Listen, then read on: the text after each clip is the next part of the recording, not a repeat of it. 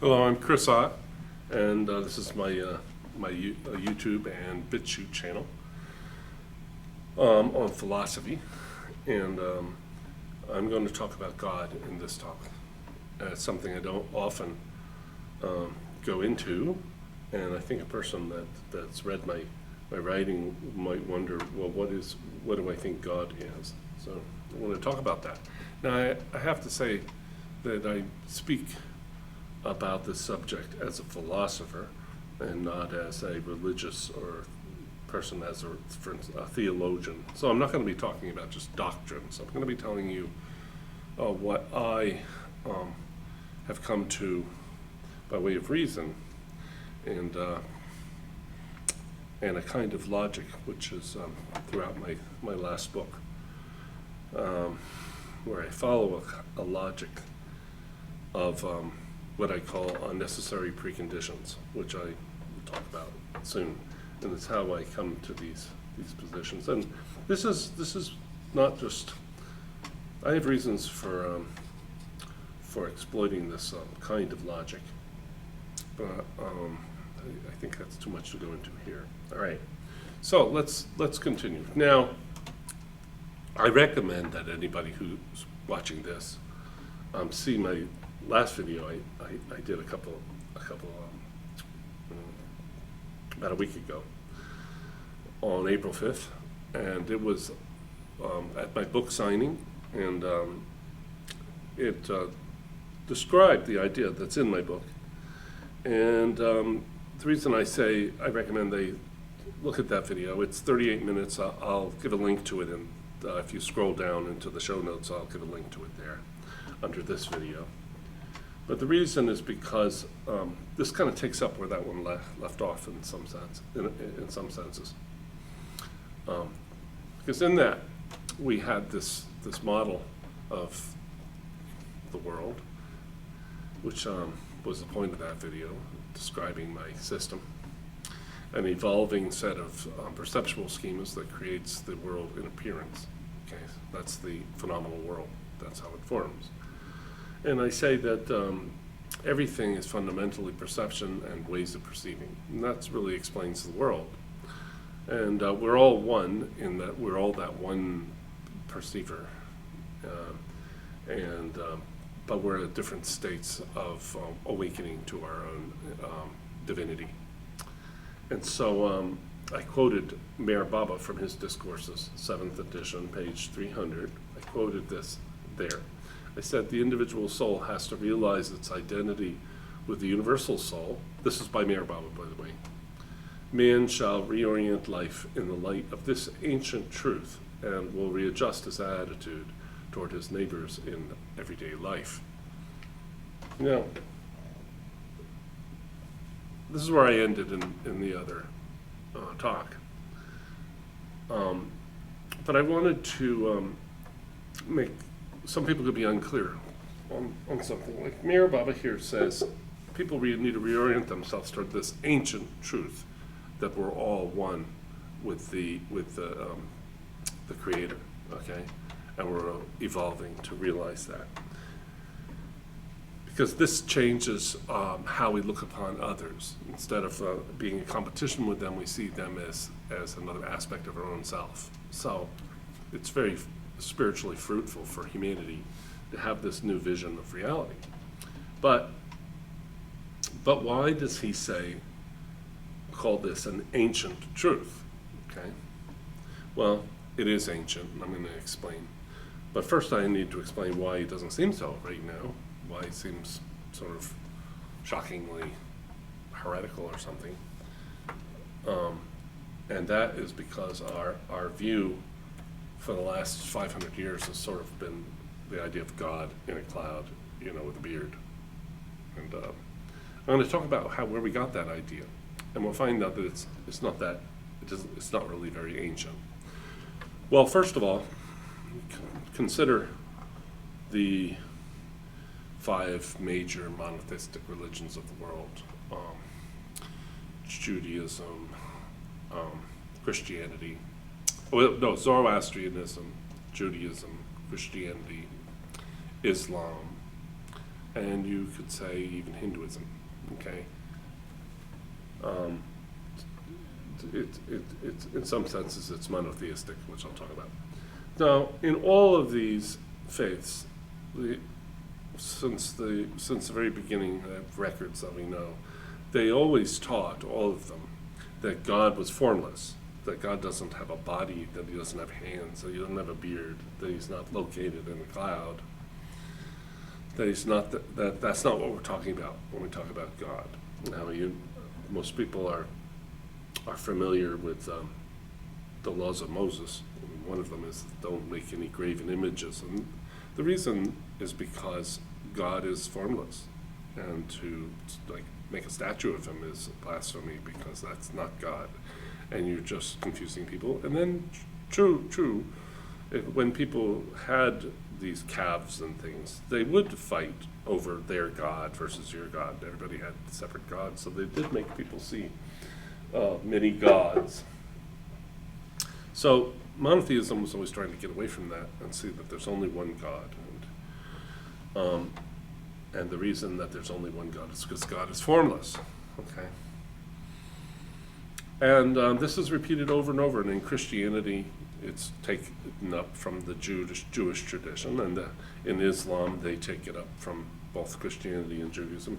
God is so formless that they don't even have spiritual images in their architecture. You ever notice they have geometry, because they want to not even have images of anything that would become worshipped as God, icons. So they're iconoclasts.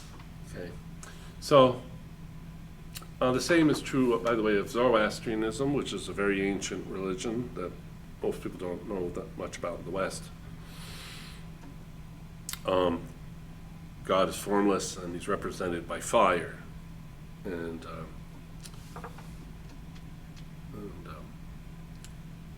we won't go into that. But and then finally, in Hinduism, they have Brahman, and Brahman is formless. Okay, they have gods like Brahma, Vishnu, Mahesh, but those are not Brahman. Brahman's different. Brahman is in everyone and everything. So this idea of God as formless was always universal. And what happened?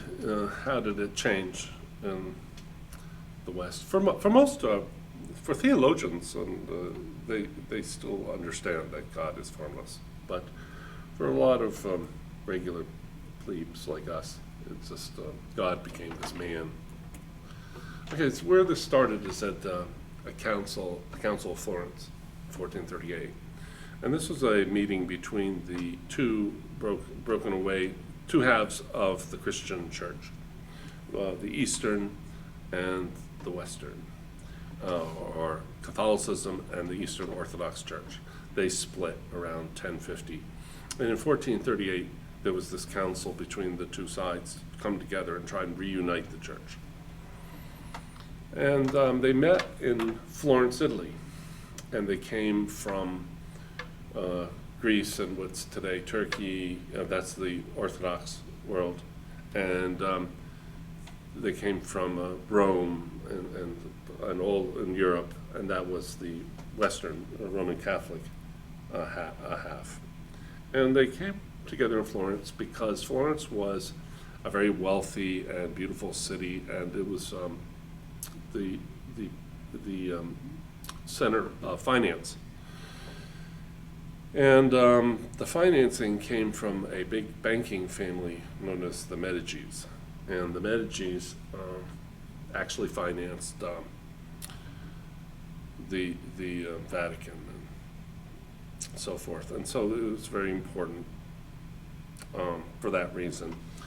Now, in Florence, at the Council of Florence, there was, of course, the patriarch of the banking family. His name was Cosimo de' Medici, and he was very rich. The Medicis had originally had a pawn shop, and then it grew into a bank, and anybody can look that all up, but they at this time were the richest people in Europe, the richest family in Europe. and the church actually was in debt to them. So they had this meeting there, and I guess that would be a little like David Rockefeller setting up, a meeting in Europe for Bilderbergs or something. But anyway, to this meeting also came a man from the Byzantine Empire, the Eastern Orthodox Church, and he was a philosopher. Most of the people who came were theologians and priests and so forth, and dignitaries and diplomats. But Gemistus was a philosopher, and he didn't like Christianity at all. It's funny that he was there. He had this idea that Christianity was itself a mistake, and he didn't care about reuniting the church at all. His interest was kind of to plot the return of the pagan religion of the ancient Rome, and the Greeks. And his main god that he was interested in was Zeus. And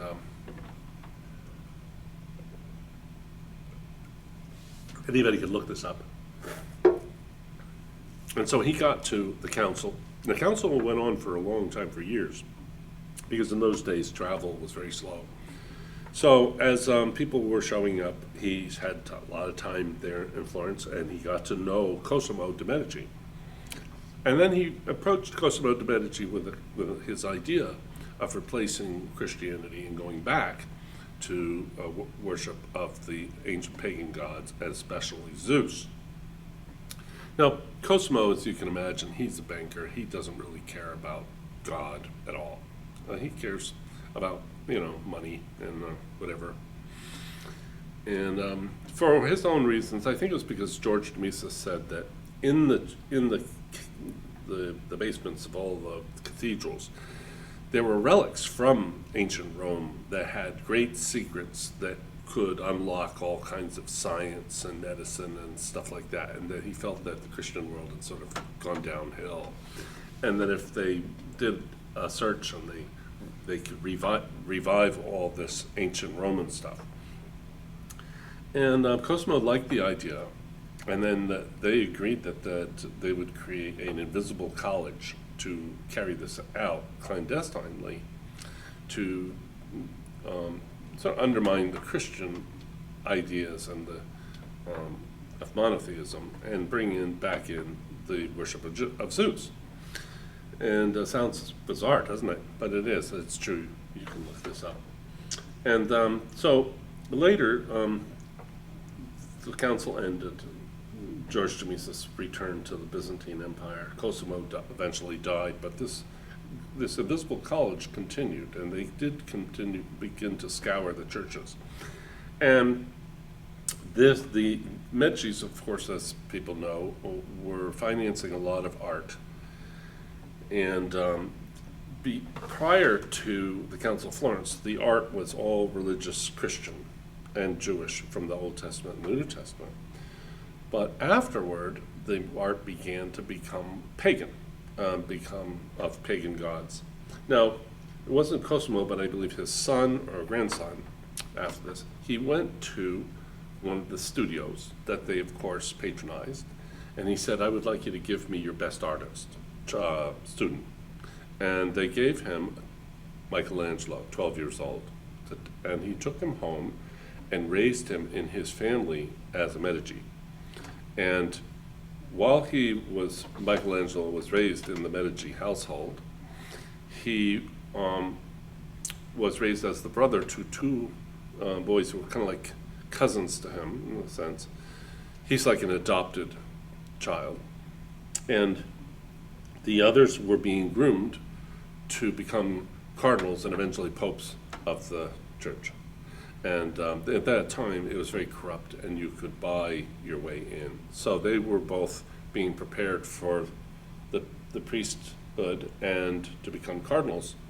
And in 1492, same year that of Christopher Columbus's voyage, these Medicis moved to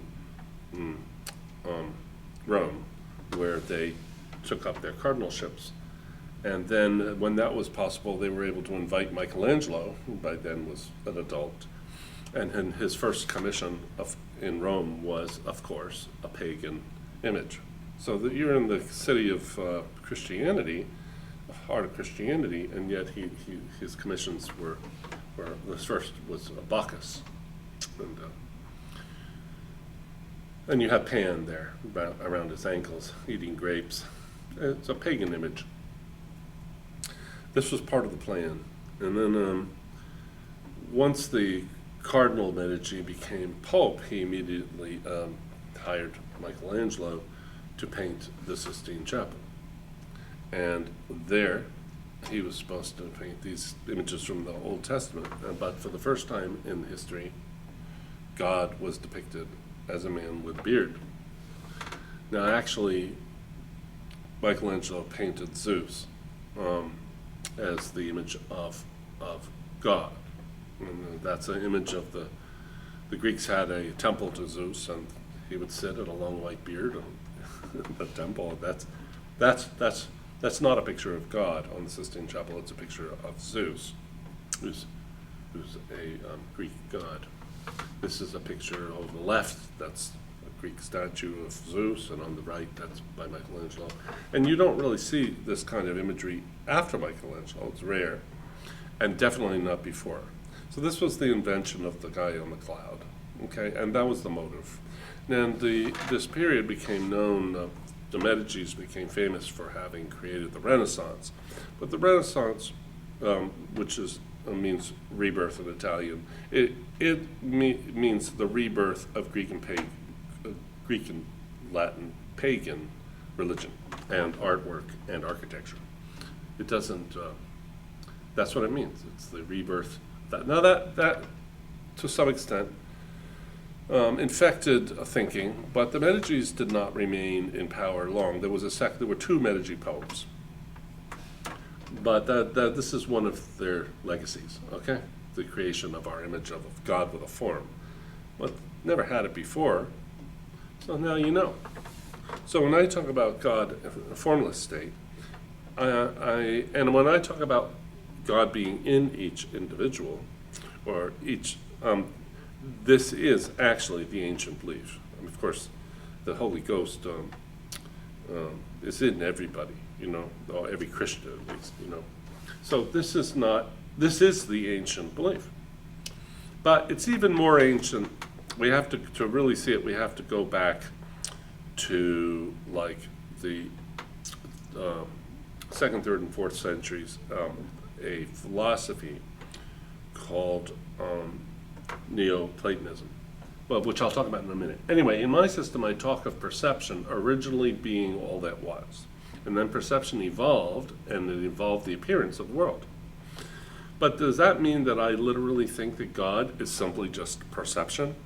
Well, no. But the best way to explain my idea, all this is explained in my book, my most recent book, is to look at it that way, because then you can form an intuition of what we're talking about. But it gets deeper than that. Okay.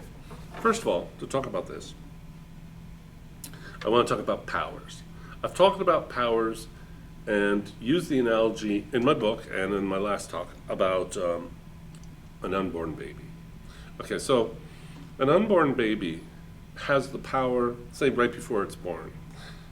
There's nothing to see, hear, or smell. He doesn't even know he exists, the baby. He's just, it's in his mother's womb.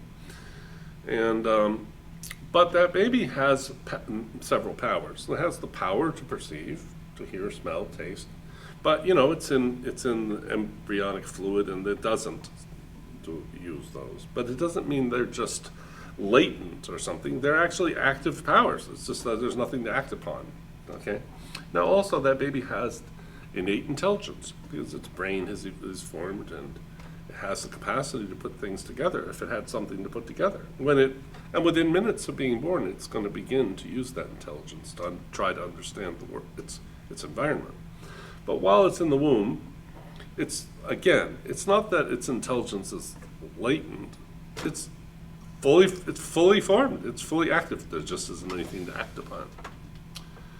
Okay. And this is explained in other papers by me, and they're all available. You have to do a little searching, but even there's a link in the back of my book to a page where I give access to all kinds of papers I've written.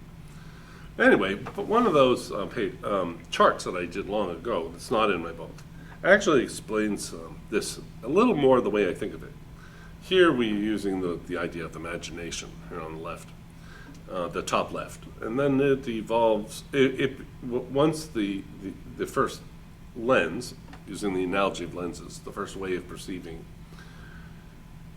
makes that, gives that some organization, and it begins to perceive relations, temporal and then spatial. In this process of evolving these ways of perceiving, it turns into perception. Okay, it becomes perception as its focus is drawn to the perceived relations that are forming in its imagination, essentially. Okay, so initially you could say, well, it's not really that there's perception. Then you go, well, is it imagination? Not exactly. That's not what I'm saying either. All these have to be there, and I'm going to show you. Now, my thinking is as a philosopher and follows a form of logic, and that logic is the logic of necessary preconditions, which is very well laid out in my book. Preconditions means something cannot exist before the conditions necessary for its existence exist. And this allows you to know what precedes something, or what couldn't have preceded something, which is exactly the subject that we're talking about when we're trying to talk about God. When we're trying to think about God, what is God, who is God, where is God, we're taking what is, and we're looking upon it as causes, as effects, and then we go from effects to causes, and then causes of them, and we go backward, and then if we could go back far enough, we would find God in the beginning. This is actually stated in a book called Stay with God by a poet named Francis Brabazon. I was going to include that, but I forgot to, but it's okay. So whatever originally was had to have the power in my system to seek to know itself, and the power to wonder and imagine and to perceive what it imagined, okay? So why did it need these powers? Because for if it did not have the power to perceive if one did not have the power to perceive what one imagined, one could never be said to have the power to imagine at all. So we have all these necessary powers that had to have existed in whatever was, okay? They were part of its nature. Whatever that is, let's call it God for the moment. But we have sort of God in various states. Meher Baba teaches that way, that he teaches 10 states of God. And so there's original, and then less original, and so forth. And philosophers can look at that in the future. But anyway, and all these powers, the power to imagine, the power to perceive one's imagination, the power to discern, the power to invent, the power there's other powers we'll talk about. They all require what? They require, what is the necessary precondition for such powers? Intelligence. Because they are the very meaning of what we mean by intelligence. If you couldn't imagine or perceive what you imagine, you could never be called intelligent. I don't even know what you call that.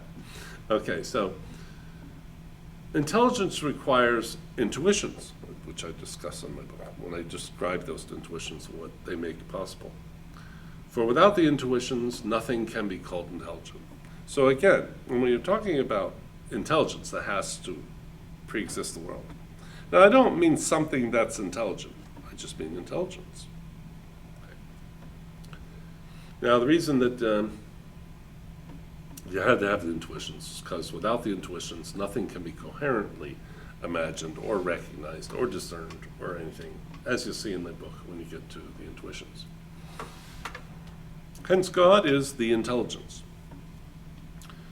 which had originally to have been infinite, which means without limit, for there was nothing to limit it in the beginning. And this is what I believe was called the Logos. in ancient times. And this is the ancient understanding that Mirabel was referring to. And that's from ancient Greek philosophy, and it runs right into proto-Christian thought called Neoplatonism. So I'll talk more about that in a second. Intelligence includes the powers to imagine, the power to perceive what is imagined, and this power requires having the intuitions that are described in my book to make coherent sense of what's perceived in the imagination. The power to distinguish true from false, or what we call discernment. And without these, nothing could be called intelligent. It just wouldn't be intelligence. You call it something else. So how come intelligence has these things? Because it's the very meaning of intelligence. We know it by definition. So I do not mean that God is that which has intelligence, or these powers. Because for me, God is the intelligence. And intelligence simply includes such powers by definition. Nothing would be intelligent if it didn't have those powers, if it had no... I talk about this in my book. I point out that my argument why AI is not actual intelligence. AI stands for artificial intelligence. It's used a computer term. That's not really intelligence, because no computer or machine has intuitions. They can only be taught to behave as in terms of the intuitions of the programmer. And that's described in my book. So intelligence requires having the intuitions. And the intuitions don't come from anywhere. They are the very part of the nature of intelligence, which pre-existed the universe, which I call God. And to many, they'll be irritated by all this. Oh, it's so dry. It doesn't. Well, God is love. Well, I think God's love too, but I don't even know how to talk about that, right? And I could give a talk on that, but it wouldn't really be philosophy. It would be mysticism or inspired, poetic. I like people that do that, but it's not what I do. I'm a philosopher. What am I supposed to do? That's how I think. So such powers were not latent in God, just as the powers of a fetus to perceive and discern are not merely latent. They are fully active, but simply have no object to fixate on it. Okay. So the power to perceive was there all along. And even before there was any object to perceive or any one to do the perceiving, the power of perception was there, the ability to perceive, because it's part of the nature of intelligence. So I'm not saying that there was anything was being perceived or there was a perceiver. I'm just saying that power was there, and that's what perception is. It's like the faculty is there. Now, Meher Baba says that the world began to form when there was a whim to know. A whim to know what? Well, what is there to know if all there is the infinite intelligence? Then all there is to know is that the infinite intelligence is infinite intelligence. So it was like a whim, but it didn't know what it was looking for, but inevitably it later found that what it was looking for was its own identity, because that's all there really was to know. So the whim begins, and the ending for each individual is called God-realization. Or mystical union in Christian talk. And now God, or this intelligence, had to be independent because it's the first, it's the original, so obviously it's independent. It's not dependent on anything. Everything is dependent on it. Now Meher Baba points out that whimsicality always colors the independent nature. Some of my thinking actually comes from Meher Baba's book, God Speaks, because it gives a kind of logic. He's saying, if we're going to be talking about an independent nature, it has to have the capacity to be whimsical, because whimsicality is the very meaning of having an independent nature. See, the opposite of an independent nature is a nature conditioned by other things. So it has to do this because something's making it do that. But if it's independent, nothing's making it do anything. And so what we call, if it does anything, it's just doing it on a whim because it's not made to do that. Okay, so it's free. It's a free nature. Now, I talk about this. St. Augustine had that idea that maybe God created the world on a whim, but he decided that it was unlikely because they seemed irrational to be whimsical. But actually, if he wasn't whimsical, that would make him just sort of an automaton. And so Augustine was wrong. Hence, it was inevitable that God would have the whim to know himself as it was in his nature.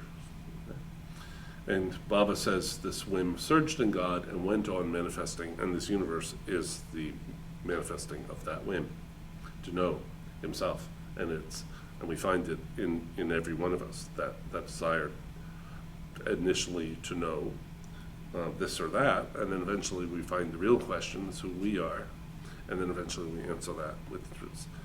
I am the creator. But that takes many, many, many lives, and I talk about that in my book. And this created the phenomenal world in the form of God's imagination to answer his original question of his own identity. And in this creative act, all the powers of God were used. Okay? It requires all of them. His power to exercise his whimsicality, to imagine, to perceive the imagination, to invent, to discern, and to use the innate intuitions that are aspects of intelligence. And this power to develop consciousness, meaning self-awareness in the process. So, consciousness isn't at the beginning of this system. It's just the purpose of the system. It comes at the end. It's the consequence of it. Now, at my talk, somebody brought up the fact that Meher Baba in a book said that one cannot understand Maya. And here I was talking about Maya a little there, and I want to explain the meaning of that. This is the slide I used in that talk. Maya is the misidentification of some illusion and seeing it as reality, or seeing one thing as something that it's not. So the example that's given in Hinduism is mistaking a stick at dusk as a snake, thinking that it's a snake. Now, in my system, I explain how that principle creates the world. You see this as this and through these lenses, and I explain that. So that's a sense in which we can understand the formation of the world in terms of that dynamic, which is essentially the Maya, the ability to perceive something different than it is, okay? Or in another way, to see one thing as something else. So somebody could say, oh, well, you think you understand Maya. No, that's not what I've said. I said everybody understands seeing one thing as another, and and in my system I show how it creates the world. But we can never understand how it is possible that you can see something as something else. So, for instance, see there's a cube here, and you can see the cube as if you're kind of looking at it a little from the left and below, or a little from the top and from the right. But how are you able to do that? I don't know. I wouldn't know what to say. I mean, nobody has an answer to that. It's just a brute fact of Gestalt psychology that you can see something as the other images of Jesus. You can see the image as a patch of snow, as two-dimensional black and white areas, or you could see it as Jesus. So we all can do that, but how do we do that? We don't know how we do that. We find that this is happening. So that's why this is the fundamental dynamic that forms the universe. Because something has to be so fundamental that you can't say anything else about it. We don't understand it. So that's the sense in which we don't understand Maya. And yet we fully can even understand how such a dynamic we'd be able to recognize it in ourselves, and we'd contemplate the idea that it formed the world. Like, for instance, when I point out that Maya can be expressed in terms of somebody at dusk coming upon a stick and thinking it's a snake and getting scared, everybody kind of gets that. It's happened to us all, okay? So we all get it, and But how that happens, who knows? Who knows? Now, St. Augustine lived in about the 5th century, 4th and 5th, and he created the whole philosophical ground of Christianity. And he began as in a cult called the Manichaeans. He was a Manichaean, which we don't need to go into. But it wasn't Christian. And his mother was a Christian. She always wished he would become a Christian. But one day he got disillusioned with the Manichaeans, and he went to a Saint Anselm, who was a bishop, and he asked him for some counsel. And the bishop said, "Oh, well, here's a book. Take this book and go read it. You're a philosopher. You'll be able to follow this. And you'll begin to understand Christianity." And he says, "Yeah, but this is a pagan book." He said, "Don't worry about it. You take what you like and you leave the rest." Sometimes these pagans are really smart. You need to read what they say. So he read this, and the Neoplatonists had this idea that's very much like my own idea. And it is the ancient idea, and that is that there really is this oneness, and it's the center of these concentric rings, and they called it the one. And then it had emanations, and each emanation would be more dual and less one, and those were the various levels of our phenomenal world, okay, which were less and less real. The absolutely real is the center of the thing, and that's the one. And they would be able to really understand that. So your thoughts are more dual and many, but they're more of an illusion. And then the material, like rocks and things, that's the most illusory. And those are the emanations. Each emanation is less real, but they all emanate from the one. Okay, so that's a little like my lenses, except the Neoplatonists, they would then attempt to focus and meditate on the one in hopes of becoming, after many lifetimes, united with it, or have mystical union, this sort of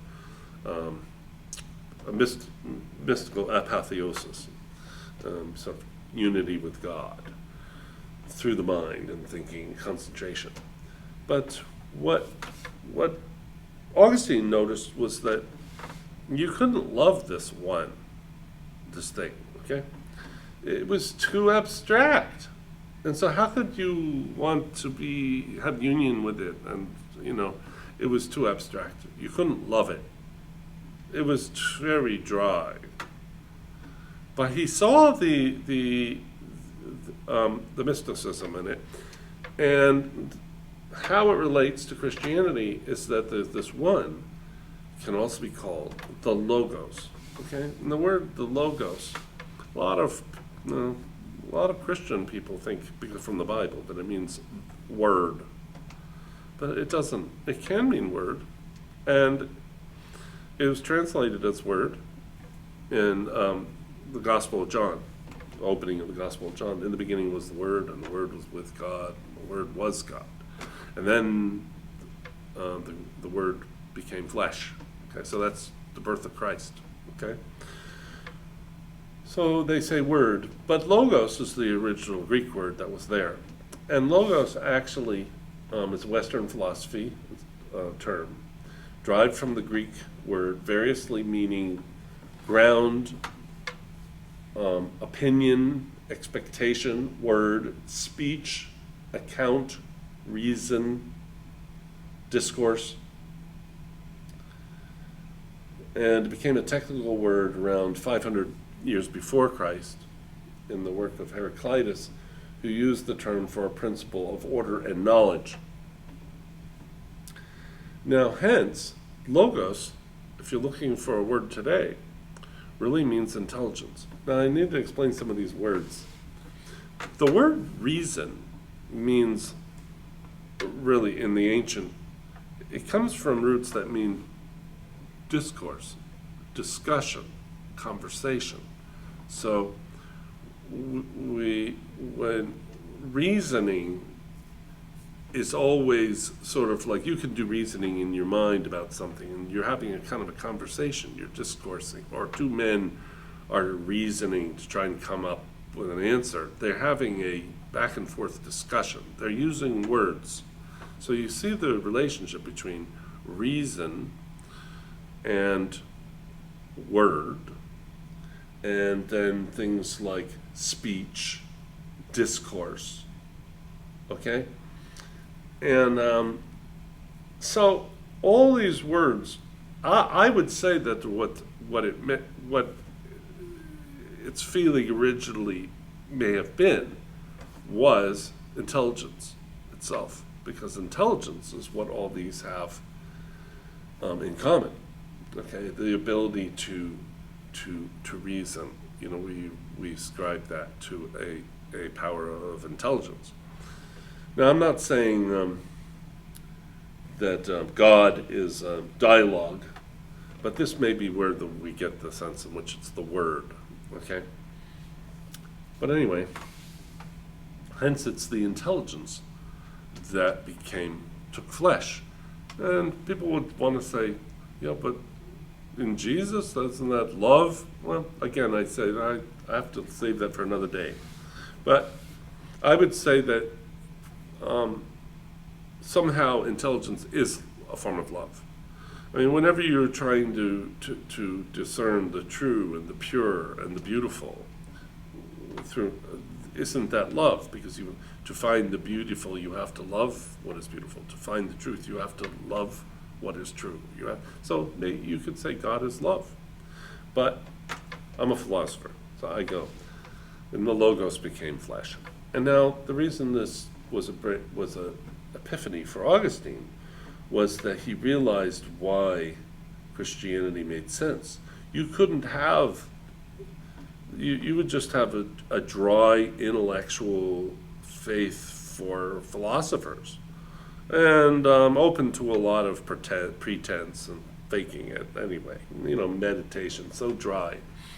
So he realized that it would make sense that the Logos, the real God, would take birth as a human being, so that we could see that we could love him, and then we could long for union with him, and this would actually create the kind of spiritual progress that the Neoplatonists were trying to achieve, but which was so difficult and dry, and for such a very unusual type person could even try. They tended to be, very severe, celibate. They didn't have families, these cults. So this made the Logos acceptable. The birth of Jesus Christ makes the very, very deepest mystical realities. You don't need to understand them on an intellectual level. You can just love Jesus, and you're doing the very thing that the Neoplatonist was trying to do by focusing on the one on his charts, because Jesus is the original, the one. And so that's the idea of the Christ, and being God, the sense in which he's God. But there's still a sense in which God is more than just the body of Christ, of course. So we have, the three persons of Christianity. And that's, I think, the end of my talk. Yeah, that's the end of my talk. And I hope this has been beneficial. Maybe I'll redo this in the future, but I wanted to have something on this topic in case someone felt like it was conspicuously missing, that I had not said anything about where does God fit into this. And the main point of all this is that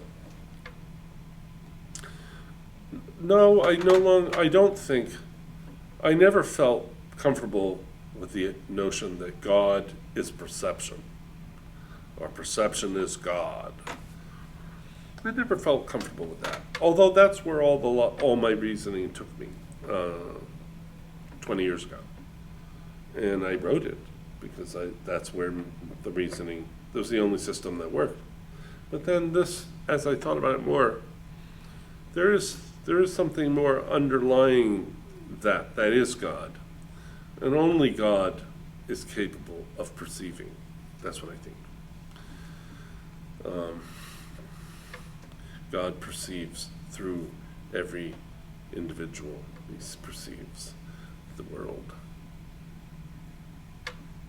He is the seer in every seer,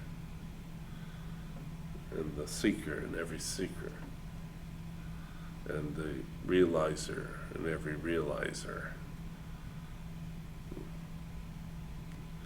So I would call that the infinite intelligence, and that's what Meher Baba calls it in one of his books. So thank you very much. That's my talk.